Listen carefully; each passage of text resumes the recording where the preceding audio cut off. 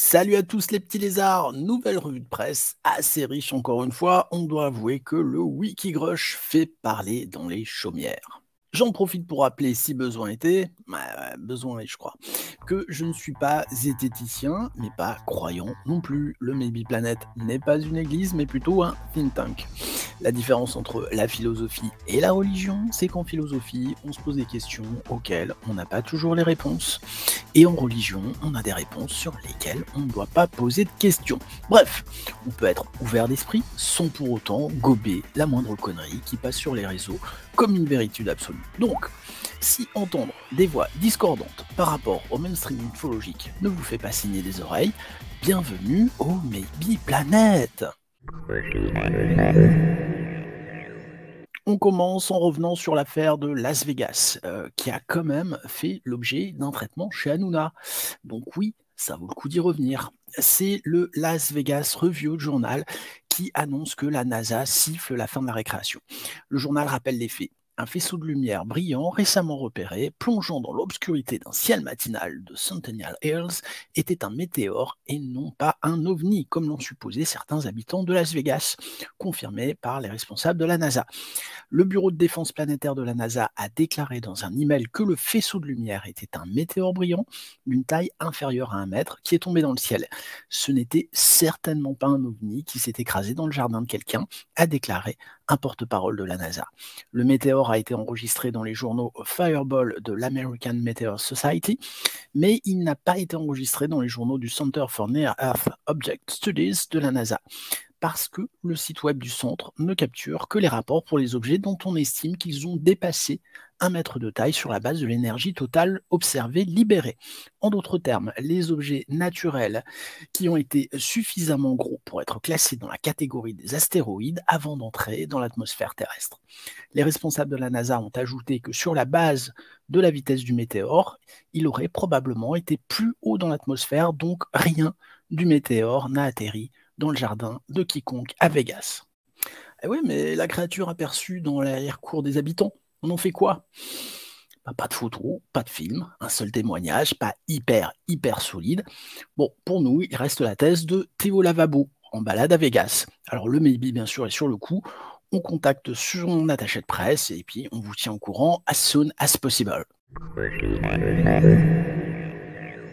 Cette semaine, une vidéo avec mes Little Green Men préférés. Je parle bien sûr de Stephen Greenstreet et de John Greenwald qui reviennent sur de nouveaux documents obtenus par FOIA, par The Black Vault, qui titre Les revendications d'OVNI de l'ancien officier du renseignement du DOD suscitent des inquiétudes et de la confusion en matière de sécurité, révèlent des notes du Pentagone. Alors on peut lire des documents récemment publiés par le ministère de la Défense jettent un nouvel éclairage sur l'histoire de Lou Elizondo, l'homme qui a publiquement revendiqué la direction du programme avancé d'identification des menaces aérospatiales, le fameux AATIP, du Pentagone, alors qu'il étudiait les ovnis. Les documents datent de fin décembre 2017 et offrent un aperçu convaincant des préoccupations internes du DOD à propos d'Elizondo, disant à la télévision que l'humanité n'est peut-être pas seule, tout en parlant de son rôle dans l'étude des ovnis au sein du DOD en tant que directeur de la ATIP. Alors, si l'article est pointu et fouillé, concrètement, il intéressera plus l'historien que le grand public, parce qu'on ne peut pas parler ici de nouvelles révélations fracassantes, même si l'article a du fond et permet de mieux comprendre les inquiétudes et les batailles internes qu'ont déclenché la publication des vidéos sorties par Lou Elizondo en août 2017. Après, et ce n'est que mon point de vue, si sur les détails, on pourrait reprocher à Elizondo certaines contradictions ou des petits arrangements avec la vérité, rien dans ces documents ne me semble diminuer l'importance de l'action d'Elizondo et de Mullen pour que le peuple américain obtienne, par l'action des politiques, plus de transparence de la part des militaires américains. Même si, manifestement, à la différence des deux hommes, je suis très loin d'être convaincu que l'US Army possède de l'exo-techno. Donc pour une fois, et même si je leur reconnais un énorme travail de fond et un contrepoint nécessaire dans ce domaine de recherche, Steven et John ne font pas véritablement avancer le débat avec ces documents. Les pro-Elizondo, dont je fais partie, salueront sa prise de risque et son courage. Les anti souligneront son manque de transparence sur le déroulé de l'affaire. Et comme quand on ment une fois, on ment tout le temps. Next. Justement, partons au Congrès américain avec la sénatrice Kirsten Gillibrand qui publie le 23 juin un communiqué de presse titré « Gillibrand obtient un financement complet pour le bureau de l'UAP dans le balisage du projet de loi sur la défense du Sénat ». Elle y annonce « Avec l'augmentation de l'agression des adversaires et des incidents comme le ballon espion chinois, il est essentiel pour notre sécurité nationale que nous ayons une solide connaissance du domaine aérien au-dessus de notre patrie et autour des forces américaines opérant à l'étranger. Financer entièrement l'ARO est essentiel à notre sécurité nationale. Le bureau offre la possibilité d'intégrer et de résoudre les menaces et les dangers pour les États-Unis tout en offrant une transparence accrue au peuple américain et en réduisant la stigmatisation autour de cette question d'intérêt public élevé. » On en parlait plus haut, mais sans Mellon et Elizondo, on n'aurait jamais pu lire ce genre de communiqué. On va chez Marco Rubio, autre politique connu pour son implication dans les UAP. Matt Laslo a pu lui poser quelques questions suite aux déclarations de David Grush. Un petit extrait de cet échange. Matt Laslo, que pensez-vous de l'idée qu'il existe des SAP cachés au Congrès ? Rubio, ces affirmations ont été faites pendant des années et c'est certainement quelque chose qui nous dérangerait beaucoup. Et c'est l'essentiel de l'affirmation du lanceur d'alerte, à savoir qu'il y a des programmes qui auraient dû être notifiés au Congrès et qui ne l'ont pas été. Nous allons donc nous intéresser à cela, quel que soit le sujet. Alors, ça aussi, sans Elizondo et Mellon, on ne l'aurait pas entendu. Oui, des SAP cachés ou ne correspondant pas à l'intitulé annoncé. Il doit bien avoir quelques-uns qui traînent. La SWAP ou ATIP, c'en est un exemple concret. Pour autant, concerne-t-il de l'exo-techno ? Rubio semble vouloir recentrer le sujet sur les affirmations les plus crédibles de Grush en éludant la partie extraterrestre. Franchement, on peut le comprendre. Dean Johnson, justement, nous transmet un très bon article titré « Les comités sénatoriaux font avancer un nouveau langage à la recherche d'éventuels programmes secrets UFO-Tech ». Johnson qui indique les textes des amendements d'Gillibrand n'ont pas encore été rendus publics, mais elle a révélé son intention générale dans une interview avec Matt Laslo de Wired, publiée le 13 juin 2023. Laslo a rapporté que le sénateur avait l'intention de demander l'approbation de la loi sur l'autorisation de la défense nationale, la fameuse NDAA, de l'exercice 2024, d'un mandat selon lequel aucun argent ne peut être dépensé pour les programmes d'accès spéciaux, les SAP, à moins qu'il n'ait été signalé au Congrès. Alors, est-ce la fin des SAP voyous ? Ça reste à voir parce que l'ensemble va être des plus difficiles à contrôler. John Greenwald, encore lui justement, écrit pour le Washington Examiner « Pourquoi le gouvernement continue-t-il d'entraver les efforts de transparence sur les ovnis ?» Il indique en avril 2020, le Security Classification Guide du département de la Marine a officialisé le secret autour de l'UAP.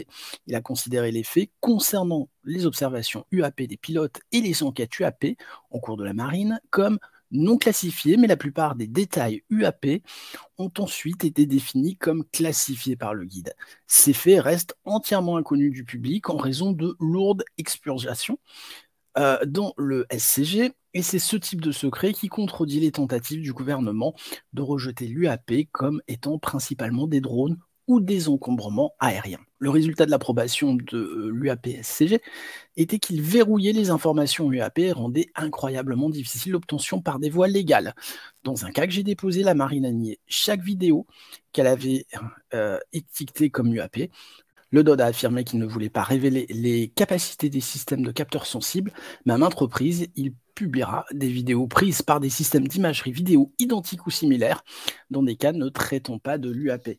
En d'autres termes, c'est l'UAP qu'il s'efforçait de cacher, pas les systèmes sensibles qui prenaient les images. Fermer la porte au secret, il va ressortir par la fenêtre.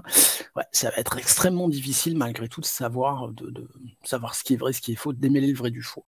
Alors justement, Tyler Durden pour Zero Edge publie Mensonge, maudit mensonge et ovni, déchiffrer la vérité cachée au milieu des décennies de propagande. C'est un article écrit par J.B. Shirk dans le Gadsden Institute. Il assène une vérité difficile à entendre dans nos soi-disant démocraties ouvertes et transparentes. Je cite, en d'autres termes, il y a soit une tentative hautement organisée de révéler une vérité spectaculaire mais cachée au reste de l'humanité, soit une tentative hautement organisée d'utiliser la guerre de l'information comme moyen de façonner la conscience collective. Soit le gouvernement américain s'est engagé dans une conspiration massive pendant près d'un siècle pour cacher des vérités importantes à ses propres citoyens, ou il est impliqué dans une conspiration massive aujourd'hui pour manipuler en masse l'esprit des Américains. À une époque où les dirigeants politiques adorent parler des vertus de la démocratie, l'une ou l'autre possibilité confirme un manque de respect stupéfiant pour la souveraineté populaire. C'est un acte d'accusation assez cinglant contre le gouvernement et la société occidentaux. Les gens sont bombardés de tant de propagande sanctionnée par le gouvernement et de mensonges éhontés qu'ils ne savent jamais si les déclarations officielles sont vraies. Les institutions extérieures, y compris les universités et les médias d'information, ont tellement adopté de fausses nouvelles au fil des ans que leur réputation n'est pas en meilleur état. Le résultat final est que personne en position d'autorité n'est digne de confiance ou cru. La bombe du millénaire explose juste devant les portées des Américains et le public hausse largement les épaules parce qu'il a accepté une vilaine vérité il y a longtemps. Il est constamment trompé. Avec tout le respect que je dois à nos amis extraterrestres, c'est peut-être la nouvelle la plus importante de notre époque. Triste constat, mais constat assez vrai quand même. Allez, on retourne en politique, justement avec certains politiques qui vont un peu plus franchement sur l'hypothèse extraterrestre, peut-être un peu trop. C'est comme l'alcool, hein, il faut un petit peu de modération. Alors bien sûr, en tête, on a Tim Burchett. Newsweek reprend quelques punchlines du représentant du Tennessee, Yaha, et futur chef de l'audience de David Grush au Congrès. Il y indique « Je suis sûr à 100% que le gouvernement américain ment depuis 1947 sur l'affaire Roswell au Mexique. Les militaires ont dit que nous avions récupéré une soucoupe et puis le lendemain, ils ont laissé tomber ce pauvre officier et prétendent non, en fait, c'était une montgolfière, ce qui était apparemment un programme top secret à l'époque et ils ne l'ont jamais divulgué de quelque manière que ce soit. » Bah si, quand même, hein, Tim, il y a eu un rapport dans les années 90, mais bon, tu l'as peut-être pas lu. Bon, moi, j'avoue que pour piloter la future audience de David Grush au Congrès, une personnalité peut-être plus tempérée ou plus neutre aurait été un meilleur choix. Je ne sais pas, par exemple, le républicain du Wisconsin, Mike Gallagher. Moi, je dis ça, je dis rien. Hein. À noter également, alors cette fois-ci, c'est une lettre du député canadien, Larry Maguire, je sais pas comment on dit, Maguire, de mars 2023, adressée à Anita Anand, ministre de la Défense canadienne. Alors c'est Corbell et Knapp qui ont ressorti ce document cette semaine, qui était passé inaperçu à l'époque, on va dire les choses. Maguire ne fait partie d'aucune commission de la Défense et du renseignement, il faut le savoir. Il indique en tant que ministre de la Défense nationale, vous ne savez peut-être pas que le RDDC, le Recherche et Développement pour la Défense du Canada, a participé aux efforts d'analyse des ponts qui est publiquement traçable jusqu'à environ 1950. Cette matière étrangère récupérée est étudiée dans le cadre du Five Eyes Foreign Material Programme, qui, au Canada, est parrainé par le commandement du renseignement des forces canadiennes, conformément à plusieurs ententes et traités de partage du renseignement. Je vous écris pour vous recommander de demander une séance d'information classifiée contenant des informations complètes sur le programme sensible et protégé de vos fonctionnaires sur les efforts historiques et en cours du gouvernement du Canada pour analyser le matériel UAP récupéré. C'est péremptoire quand même, Alors, bien sûr, ils ne sont pas du même bord politique, mais ça on l'aura compris. Alors c'est Chris Rutowski, un des plus célèbres ufologues canadiens qui travaille sur le sujet depuis des décennies, qui indique dans un échange avec John Greenwald que Maguire a une forte croyance concernant les UAP, enfin on va dire les choses, qui pensent que ce sont des extraterrestres, qui l'a contacté pour le tenir informé de ses recherches, enfin pour lui demander de le tenir informé de ses recherches, que Maguire a été également en contact avec Elizondo et d'autres Américains, et qu'il semble très bien connaître les thèses de travail de Wilbur Smith. Rutowski espère que les sources de Maguire ne sont pas uniquement celles-là, et qu'il a des faits plus solides pour étayer ses affirmations. Bref, Maguire a-t-il des faits plus que des convictions pour accrocher le ministère de la Défense canadien ? Encore une fois, le peu de bruit de ce document semble indiquer que peu de suite lui seront donnés, à part chez Corbell et Knapp, bien sûr. Et la science dans tout ça justement, The Guardian a interviewé lundi Greg Egigan, un historien à l'université de Penn State, qui a écrit un livre sur l'histoire de la culture ovni. Mais ce dernier déclare un grand changement C'est l'implication de la NASA. La semaine dernière, elle a mis en place un panel public aux côtés d'un comité et ils établissent une feuille de route pour examiner les UAP. C'est sans précédent. La NASA, historiquement, ne voulait rien avoir à faire avec les ovnis et le fait que les scientifiques civils posent des questions scientifiquement fondées, c'est nouveau. Ce changement a également contribué à l'intérêt légitime pour la compréhension et la recherche sur les pans dans les universités. J'ai vu dans le milieu universitaire que les gens étaient beaucoup plus disposés à parler ouvertement, d'enquêter et d'étudier sur ce sujet. Près d'une majorité d'universitaires croient maintenant que l'étude des ovnis justifie une recherche scientifique. C'est un changement radical. Eddie Gann prédit beaucoup plus d'adhésion d'autres disciplines académiques. Nous verrons probablement la recherche interdisciplinaire sous de nombreux angles différents, des universitaires en sciences sociales, en philosophie, en études religieuses, étudiant ce phénomène, ainsi que les sciences naturelles. Alors, il s'agit d'une période transitoire pour l'étude des pans, et comme tout le reste dans le milieu universitaire, ce sera une approche lente, à plusieurs volets, qui ne donnera pas les grands moments waouh qui font la une des journaux, jusqu'à ce qu'une soucoupe volante atterrisse devant la Maison Blanche. Alors on continue avec Danny Di Placido, qui titre pour Forbes « Les affirmations faites par le dénonciateur d'OVNI David Grusch sont de la pure science-fiction », avec comme argument, je cite, « L'humanité est suffisamment avancée pour concevoir des drones automatisés, mais nous voyons rarement des drones déployés par des extraterrestres dans la fiction, simplement parce que ce serait décevant. Nous voulons des histoires dans lesquelles l'humanité rencontre des êtres extraterrestres dans leur chair. Ce n'est tout simplement pas amusant d'imaginer une invasion automatisée, même si cela pourrait être plus logique. » C'est vrai que à y réfléchir un peu, le premier contact sera sûrement plus mécanique que biologique. On peut imaginer deux sondes robotiques de deux mondes différents se rencontrer et puis commencer à se parler, à échanger entre elles. Alors si nos voisins sont aussi bourrins que nous, il est même à parier que les sondes arriveront à la conclusion qu'il serait contre-productif de nous déclarer leur découverte et qu'elles repartiront chacune de leur côté. Pas vu, pas pris. Alors l'interview de la semaine, voire du mois, voire de l'année, voire de la décennie, non, c'est pas celle de David Grudge, c'est plutôt celle de Leslie Kean par Ezra Klein pour le New York Times. Voilà, tu l'as eu ton entrée au New York Times, Leslie. Une interview très fine, sans agressivité, tout en nuances de Klein, à lire absolument. Les deux journalistes reviennent sur la genèse de l'article de décembre 2017, un passage aussi assez intéressant sur Eric Davis. Vous savez que je l'aime pas beaucoup, moi, Eric Davis. Pour moi, c'est un mytho. Mais bon, Kean indique, c'est un physicien qui a longtemps été associé au programme AATIP. Il a des autorisations, il s'occupe de cette question depuis de très nombreuses années, et il était l'une des personnes qui avait travaillé avec le programme AATIP, et il était très proche de Lou Elizondo. Et c'était l'une des personnes qui faisait les briefings. Alors, un grand nombre des personnes à qui nous avons parlé, bien sûr, n'ont pas pu être enregistrées. Oui, elles n'ont rien pu fournir de précis. Tu m'étonnes. Elles n'ont pas pu fournir de preuves ou de données sur ces accidents si, en fait, ils existaient, ce que nous avons clairement indiqué dans l'histoire. Ouais, d'accord. Mais ayant été impliqué dans cela pendant si longtemps, alors que j'ai parlé à tant de personnes en privé qui, je crois, sont en mesure de savoir ce qui se passe dans les coulisses et qui ont eu des liens avec certains de ces programmes qui m'ont dit que ces matériaux existent, je prends cela très au sérieux. Ouais. Alors on poursuit l'article avec l'affaire Grudge, bien sûr.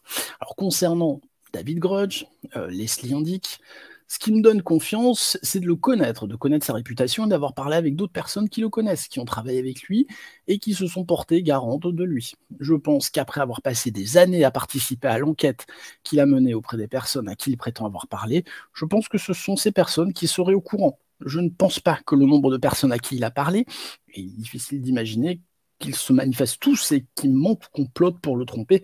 Je fais confiance à son jugement sur les personnes à qui il a parlé et sur les personnes qu'il connaît dans le cadre de ses programmes. Et l'autre élément pour moi, c'est que j'ai parlé à d'autres personnes, plus de Grudge, qui m'ont dit la même chose. Et cela dure depuis des années. Avant même que Grudge ne se manifeste, j'ai pu avoir accès à des personnes qui ont des autorisations et qui sont des initiés profonds comme celui-ci et qui m'ont dit la même chose, en gros, pas les détails, mais juste le fait très simple que ces objets sont en possession de notre gouvernement et qui ne sont pas d'origine humaine. Donc pour moi, personnellement, c'est une sorte d'accumulation de conversations que j'ai eues avec des gens très respectés, des gens que je respecte, respecte et en qui j'ai confiance et qui m'ont donné ce genre d'informations pendant longtemps. Et c'est ma foi en Grosch et en ce qu'il est. Et j'ai passé des heures à lui parler. Il m'a fourni de la documentation et des évaluations de performance de son travail. Il est très apprécié. Pause.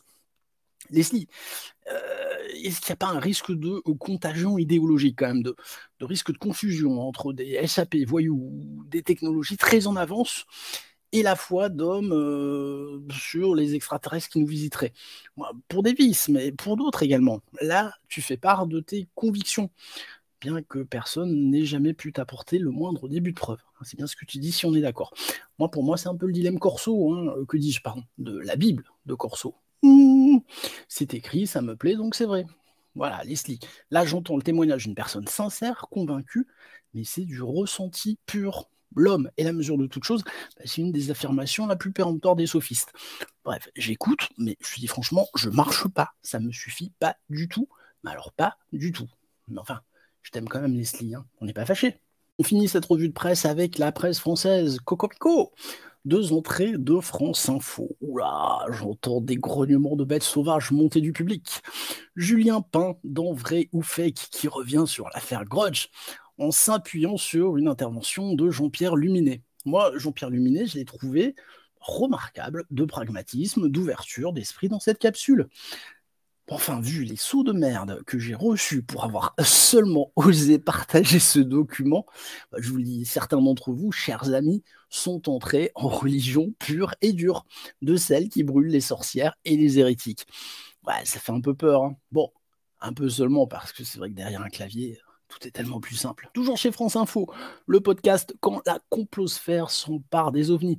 C'est le 50e épisode de Complorama, avec Rudy Reichstadt, directeur de Conspiracy Watch. Ouh, j'entends des hurlements. Et Tristan Mendes France, maître de conférence et membre de l'Observatoire du conspirationnisme, spécialiste des cultures numériques. Alors, Reichstadt qui indique: on préfère l'idée qu'une poignée de gens très puissants nous mentent à celle qu'on ne sait tout simplement pas expliquer certaines choses. L'idée que nous puissions avoir des limites cognitives, intellectuelles ou tout simplement scientifiques, l'idée qu'on ne sait pas tout expliquer, produit de l'inconfort. Elle est délaissée au profit de celle de l'hypermaîtrise qu'on sait mais qu'on nous le cache. Or, l'hypermaîtrise nous rassure, nous donne l'illusion de surmonter un monde complexe, d'échapper au chaos des choses. Alors, je vais être tout à fait honnête, je suis loin d'être d'accord avec tout ce qui est dit pendant la demi-heure de ce podcast. Il a quand même le mérite d'exister et de poser les jalons de la discussion. Voilà, je pense qu'il faut l'écouter. Il y a des choses quand même qui sont pas inintéressantes dans ce qui est dit dans le podcast. Voilà, c'est fini pour cette revue de presse. Les articles sont listés dans la description, parce que, bien sûr, rien ne vaut jamais la vérification des sources par soi-même. Voilà, je vous dis à bientôt, les petits lézards, et je vous souhaite une très bonne fin de journée. Ciao, ciao.